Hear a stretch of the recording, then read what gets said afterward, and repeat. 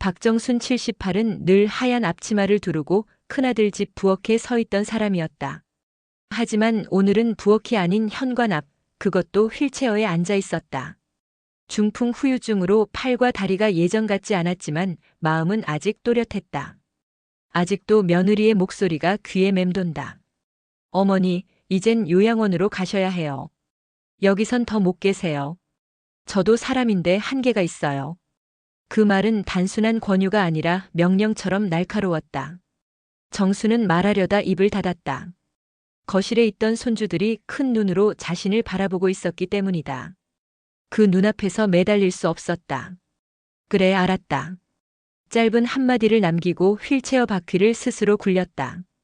비가 오고 있었지만 누가 우산을 씌워주지도 않았다. 그냥 집문이 닫히는 소리가 쾅 하고 울렸다.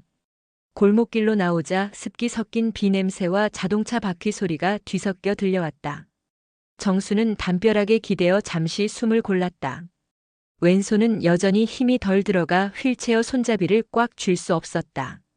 비가 흘러내려 손등을 적셨다. 그 순간 마음속에서 오래된 다짐 하나가 서서히 떠올랐다. 다시는 이 집 문턱을 넘지 않겠다. 내 발로 설 때까지 절대로. 우산도 없이 버스를 타고 도착한 곳은 낯선 고시원. 한 칸짜리 방에 들어서자 곰팡이 냄새가 코를 찔렀다. 공용 화장실은 불빛이 깜빡였고 누군가 담배 피운 흔적이 벽에 남아 있었다. 방 안에 있는 가구라고는 좁은 책상과 작은 침대 하나뿐. 정수는 가방을 내려놓고 앉았다. 문득 남편 영정 사진이 떠올랐다. 여보, 나 이제 여기서 시작해야 하나 봐요. 방 안이 너무 조용해 그 말소리가 울리는 듯 했다. 밤이 되자 윗방에서 음악이 요란하게 울리고 복도 끝에서 컵라면 냄새가 진동했다. 정수는 손수 약을 챙겨 먹고 이불을 덮었다. 하지만 눈물이 이불 위에 떨어졌다. 내가 뭘 그렇게 잘못했나.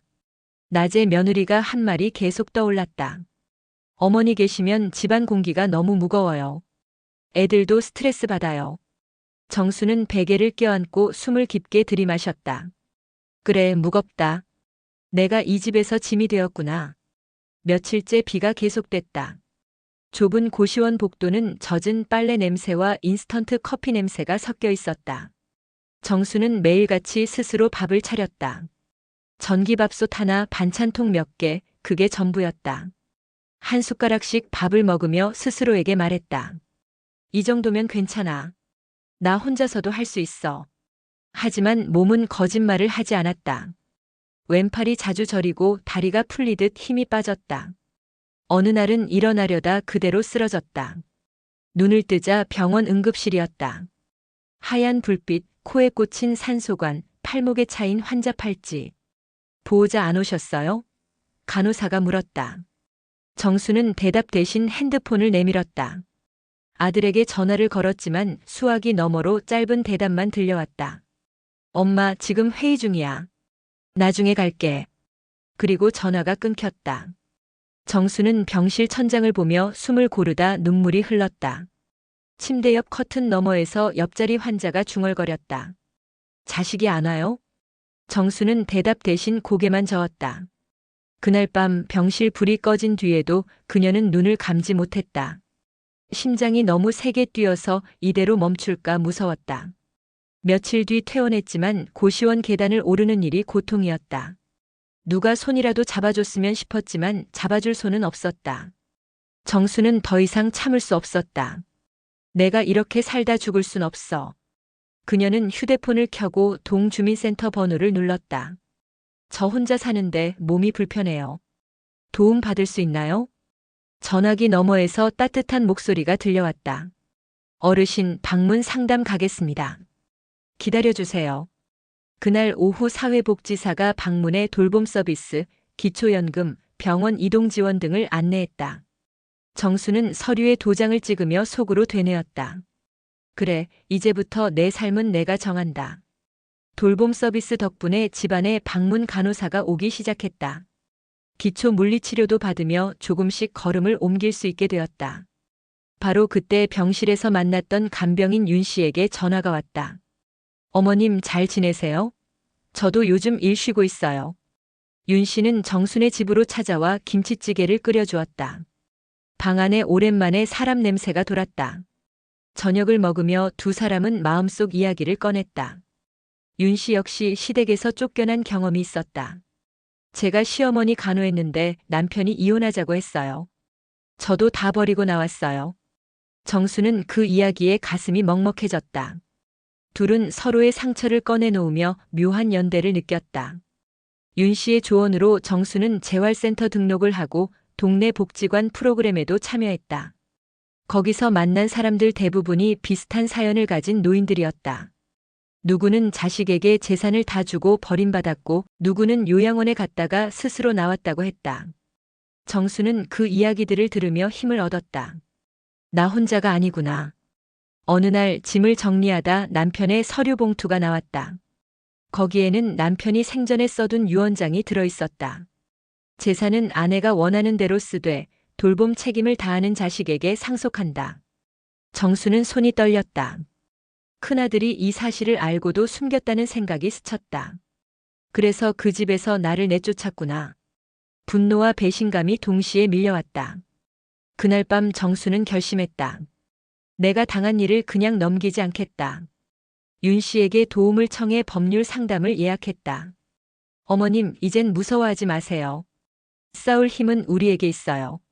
정수는 거울을 보았다. 아직 앙상하지만 눈빛만은 또렷하게 빛나고 있었다. 서랍 깊숙이 잠자고 있던 봉투는 손에 올리자마자 오래된 종이 냄새를 뿜었다.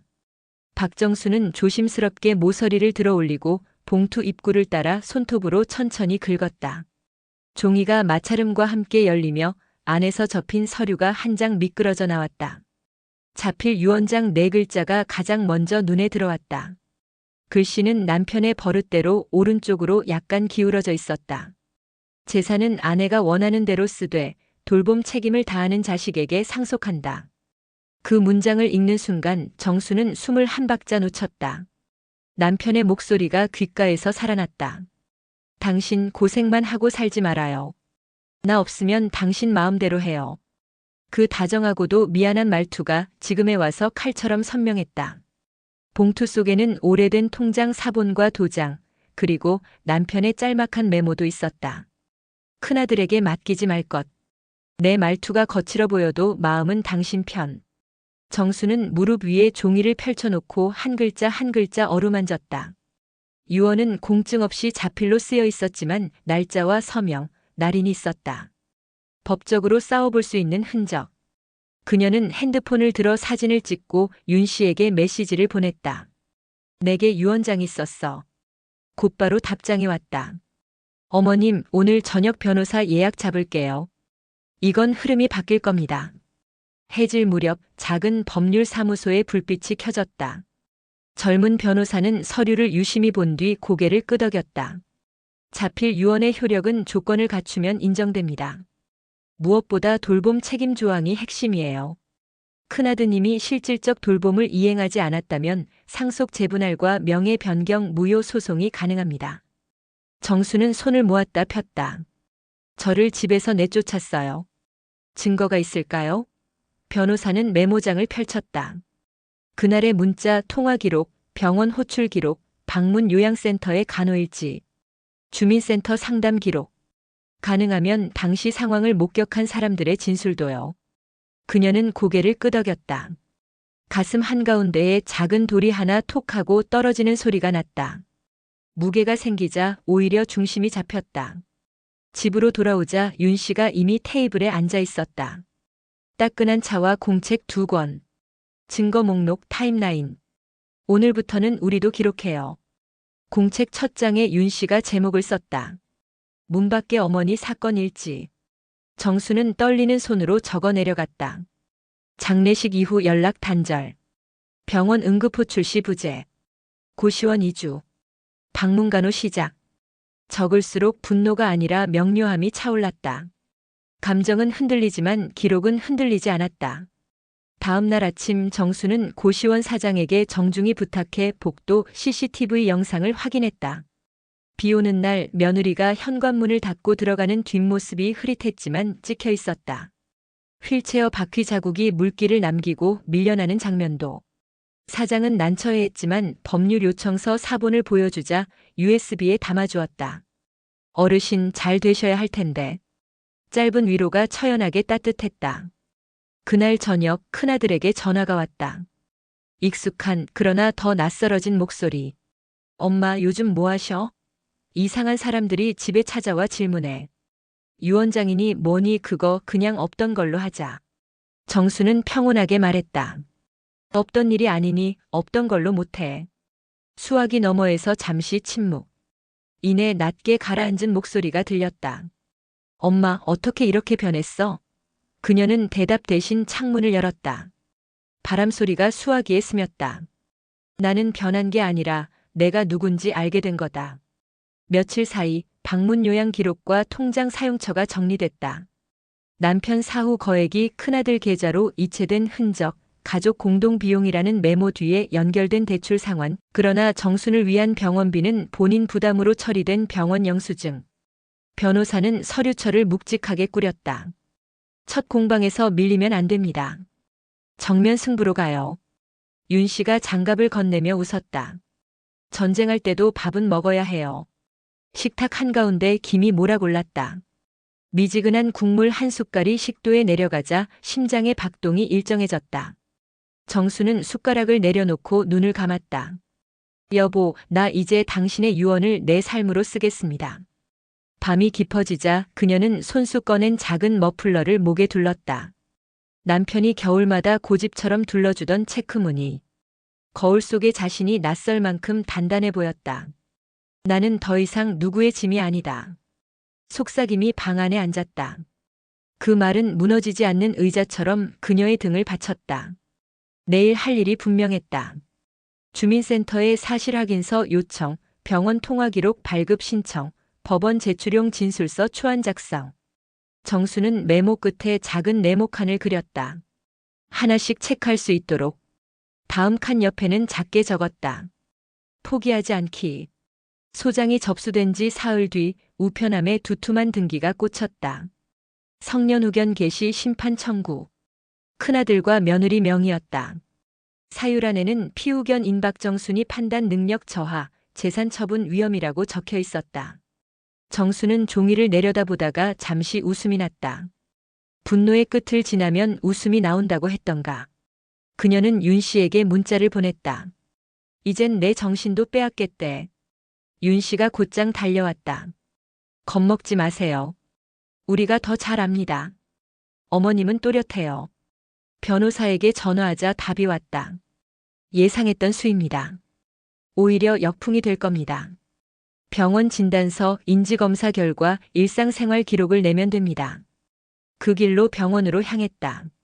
의사는 차분히 질문했고 정수는 날짜를 또렷하게 말했다. 장례는 작년 10월 8일이었고 비 내리던 화요일이었죠. 손주 큰애 생일은 5월 3일. 제 혈압약은 아침 식후.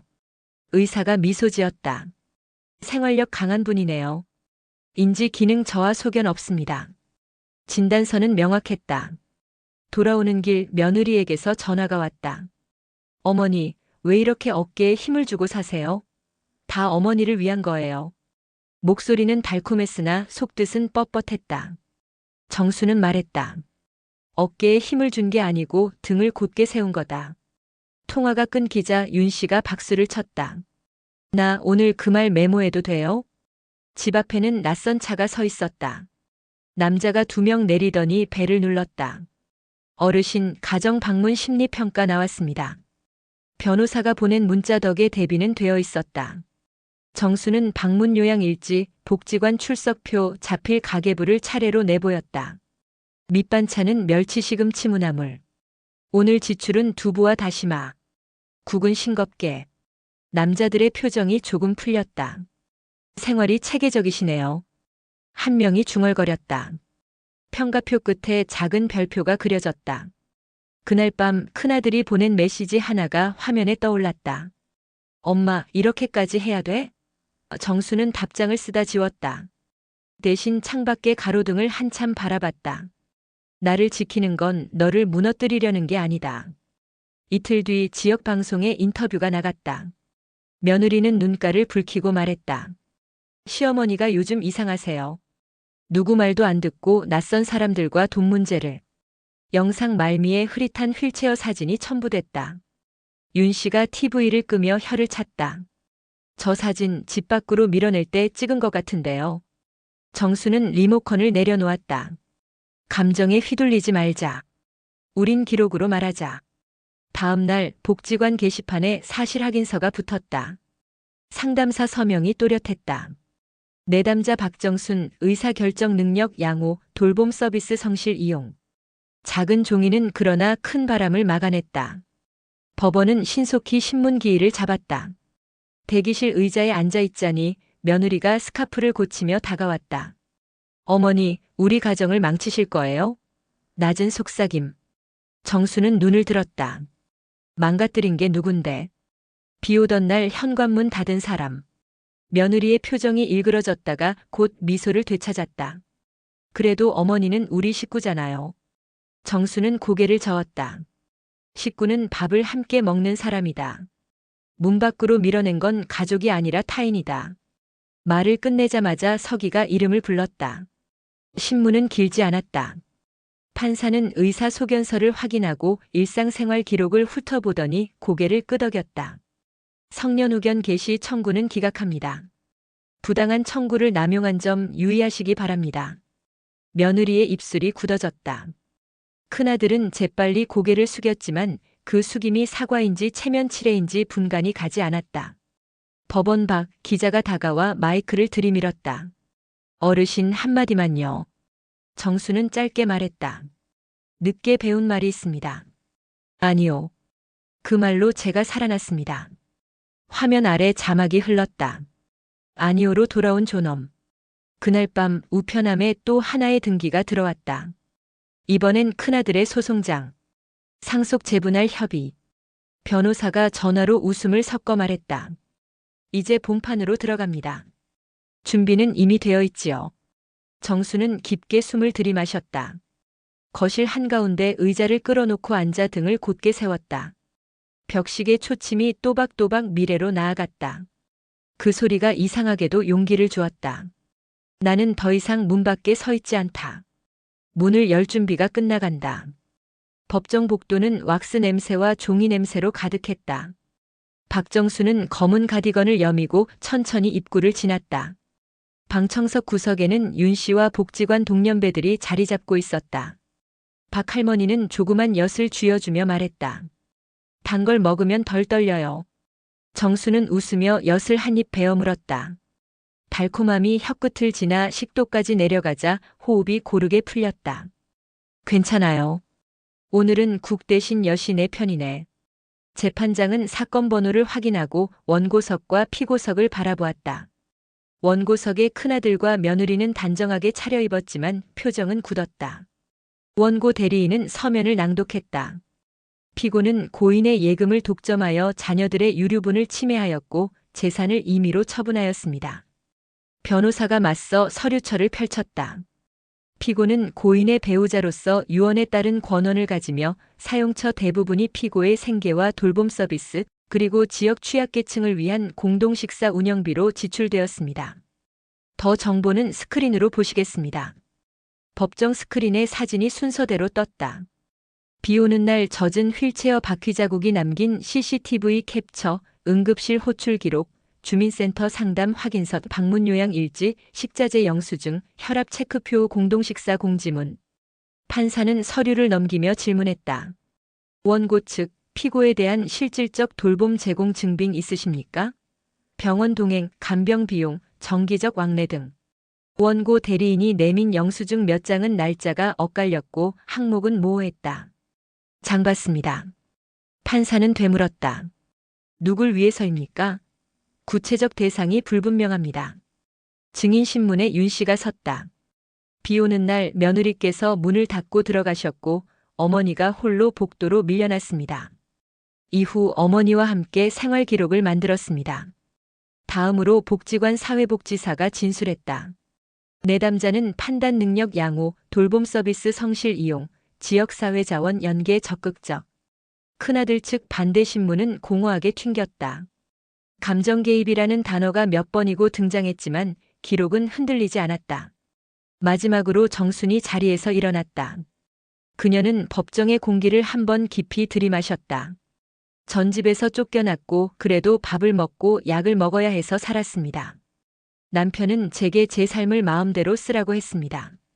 저는 그 돈으로 사람들과 함께 밥을 해먹었습니다. 누구를 해치지 않았습니다. 짧았지만 문장은 군더더기가 없었다. 재판장은 고개를 끄덕였다. 진술 확인되었습니다. 선고는 길지 않았다.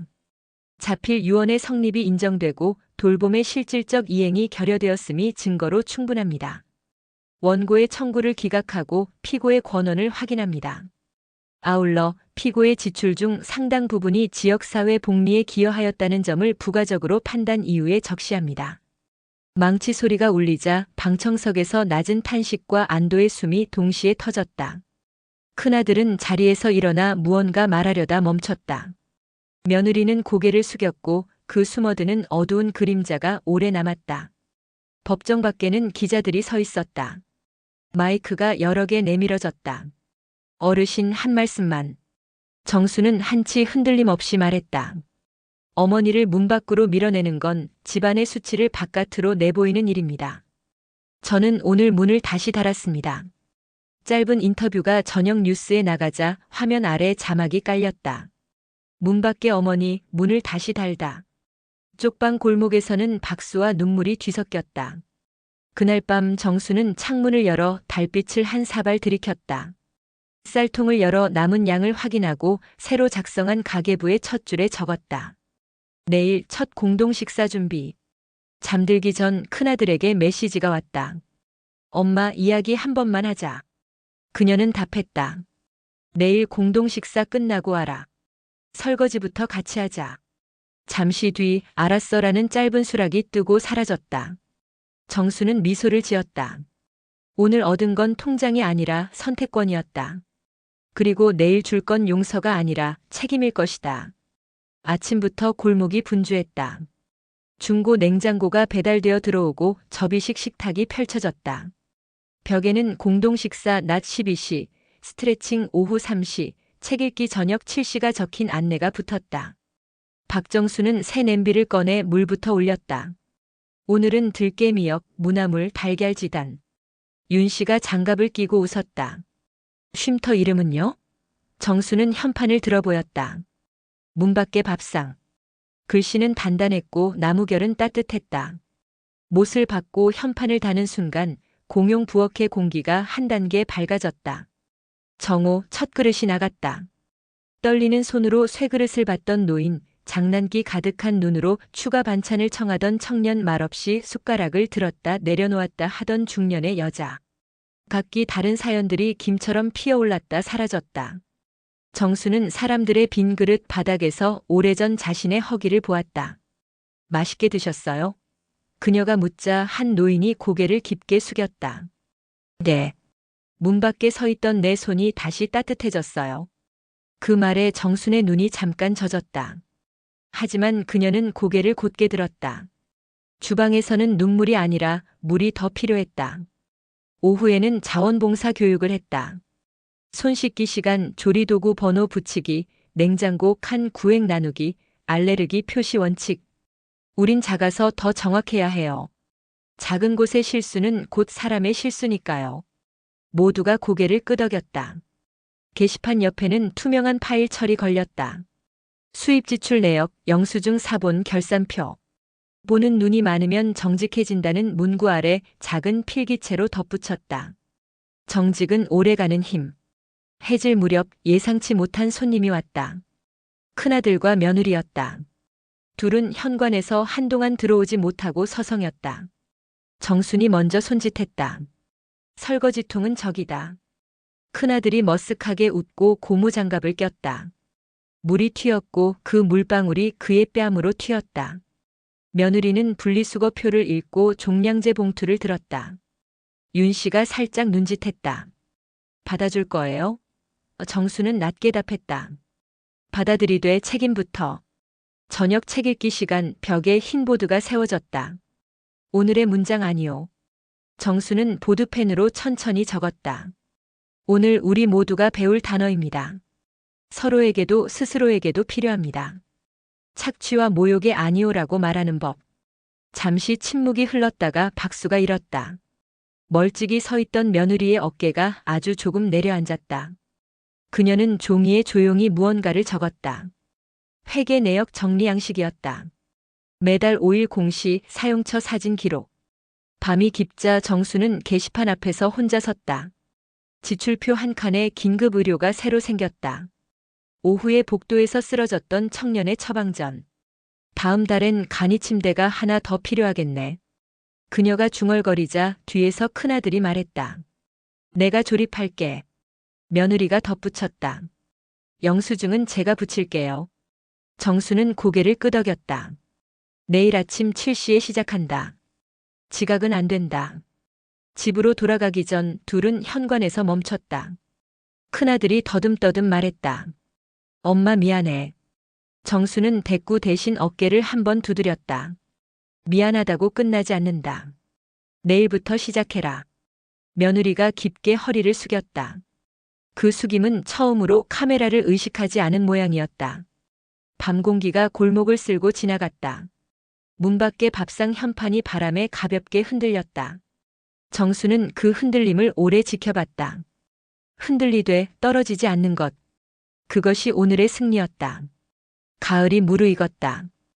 은행잎이 골목을 노랗게 물들이고 새벽 공기는 된장 냄새와 젖은 흙향을 섞어보냈다. 박정수는 요 며칠 숨이 짧아졌다. 계단을 오르다 잠시 쉬면 현판 글씨가 물결처럼 흔들렸다.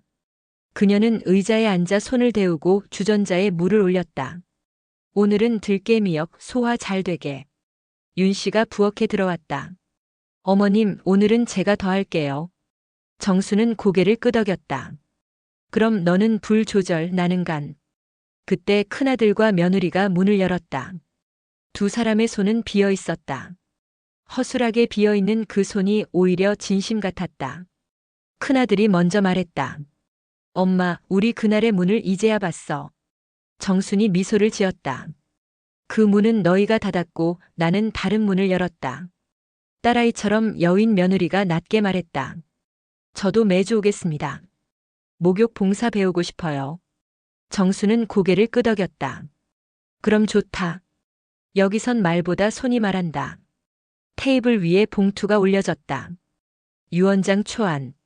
정수는 눈을 들어 둘을 바라봤다. 읽어라. 큰아들이 손끝을 떨며 종이를 펼쳤다. 모든 예금과 재산은 문 밖의 밥상 운영기금으로 한다.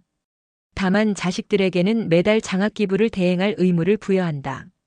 그는 고개를 들었다. 우릴 믿는 거예요? 정수는 조용히 답했다.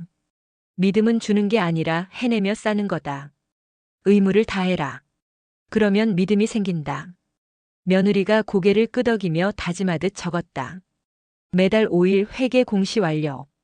그때 복도에서 다급한 발소리가 들렸다. 어르신, 한 분이 쓰러졌어요. 청년의 목소리였다. 모두가 동시에 움직였다. 정수는 혈압계를 들고 뛰었다. 노인의 손을 잡아 체온을 전했다. 수치는 불안정했지만 곧 119 사이렌이 가까워졌다. 구급대에 노인을 맡긴 뒤 정수는 청년의 어깨를 두드렸다. 잘했다. 너는 오늘 이 집 문을 열었다.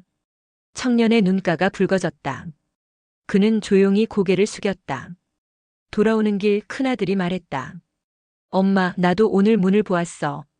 저녁 공동 식사를 마치고 설거지가 끝나갈 무렵 게시판에 작은 검은 리본이 달렸다. 누군가 가져온 것이었다. 오늘 우리 모두가 잃었던 문을 생각합니다. 윤 씨가 살짝 미소 지었다. 너무 감상적이면 안 돼요. 정순이 맞장구 쳤다. 그래, 내일 장 봐야지. 농담 같았지만 계획이었다. 그녀는 메모장을 꺼내 적었다. 다음 주 간이 침대 1 혈압계 1 국자 교체. 글씨가 또렷했다. 밤이 깊었다. 모두가 돌아간 뒤 정수는 의자에 앉아 창문을 조금 열었다. 바람이 커튼을 건드리고 바닥에 달빛이 작게 쏟아졌다. 그녀는 유언장 끝줄에 마지막 문장을 더했다. 미워하지 않는다.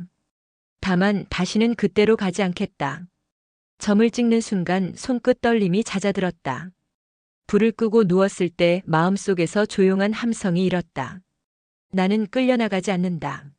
나는 열어준다. 새벽은 어김없이 왔다.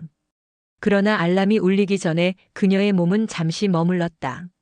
숨이 얕아졌다. 정수는 옆 의자에 기대어 앉았다. 부엌에서 윤 씨가 불을 켰다. 오늘은 내가 국을 책임질게요. 그 말이 부드러운 담요처럼 방안을 덮었다. 정수는 혼잣말했다. 그래, 오늘은 내가. 눈을 감고 한 번, 두 번 깊게 들이마셨다. 모든 소리가 겹쳐졌다. 라디오에서 옛 노래가 흘렀고 물 끓는 소리가 뒤따랐다. 그리고 아주 조용히 그녀는 그 소리 속에 누웠다. 아침 사람들은 부엌에서 그녀를 발견했다. 얼굴은 고요했고 입가에는 작게 미소가 남아 있었다. 문 밖에 밥상 현판 아래 새 종이가 붙었다. 박정순 어머니의 뜻에 따라 모든 재산은 운영기금으로 사용됩니다. 오늘도 처음처럼. 잉크는 아직 젖어 있었다. 큰아들과 며느리는 묵묵히 설거지를 마쳤다. 마지막 그릇을 포개며 큰아들이 속삭였다. 지키자. 며느리는 고개를 끄덕였다. 바깥에서는 은행잎이 살짝살짝 떨어졌다. 골목마다 작은 스티커가 빛났다. 오늘도 처음처럼. 정오 첫 그릇이 나갔다. 윤 씨가 국자를 쥐고 말했다. 맛있게 드세요. 문은 열려 있어요. 줄 서 있던 사람들이 한 걸음씩 앞으로 나아갔다. 그 발걸음은 더 이상 주저하지 않았다. 문 밖에 서 있던 손들이 안으로 들어와 따뜻함을 받았다. 그리고 누군가가 조용히 현판에 손을 얹었다. 어머니 고맙습니다. 대답은 없었지만 김이 모락오르는 그릇들이 대신 말했다. 오늘도 처음처럼.